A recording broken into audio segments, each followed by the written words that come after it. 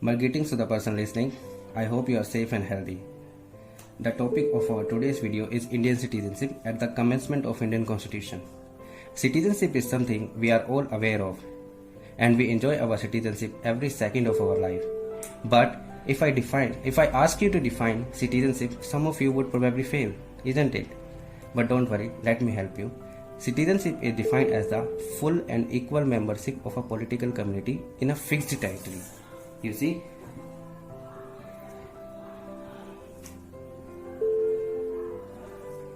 full and equal membership.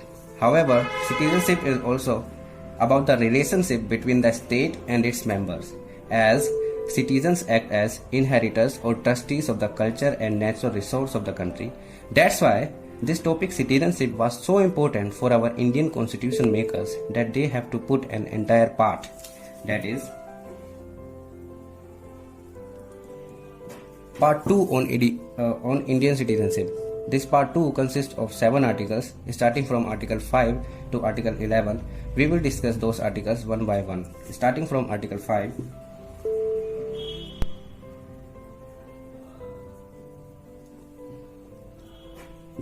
Article 5 grants citizenship to any person who has domicile or resident in the Indian territory and can fulfill any of these 3 conditions. First, second, third.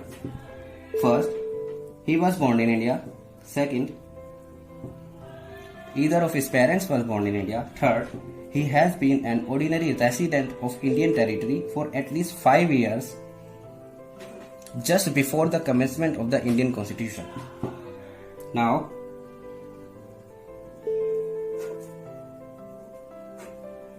Article 6.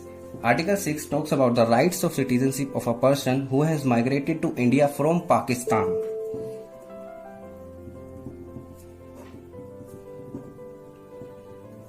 On the basis of 2 conditions. First,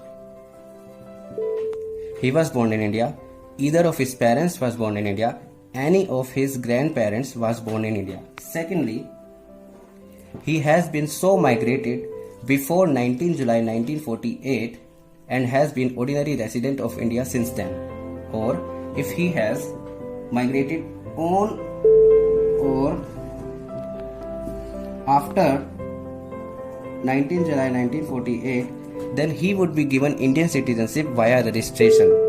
That means he have to reside in India for at least 6 months and then he would be registered via authentic government official. Then he would be given Indian citizenship. Now,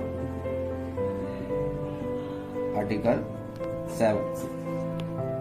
Article 7 talks about the rights of citizenship of person who has migrated to Pakistan from India.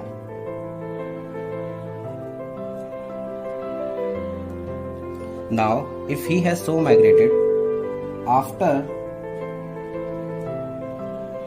1st March 1947, then he would lose his Indian citizenship. But if he returned back to India with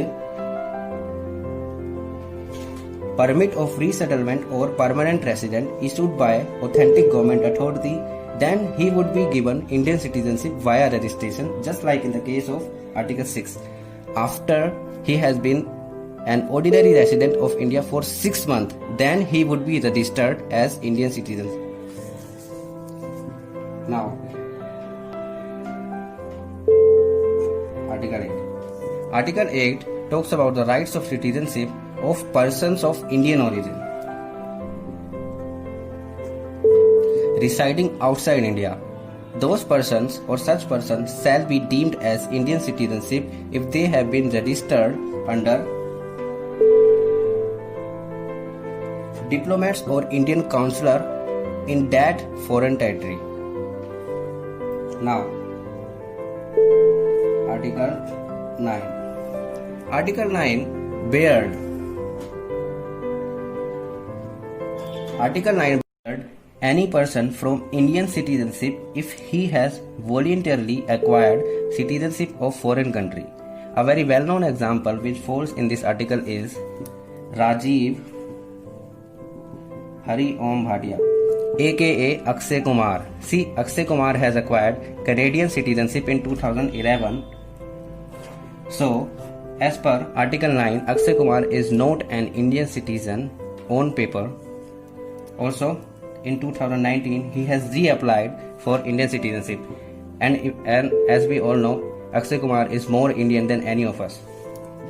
Now, Article 10. Article 10 assures continuity of Indian citizenship of an Indian citizen under the law made by Parliament. And Article 11 grants exclusive rights to make laws on citizenship to the Indian Parliament.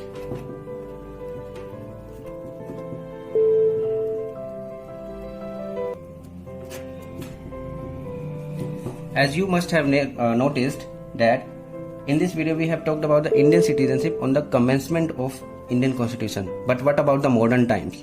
How to acquire or lose Indian citizenship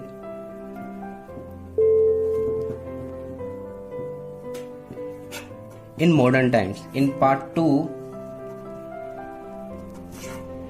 we will talk about how to acquire or lose Indian citizenship in modern times.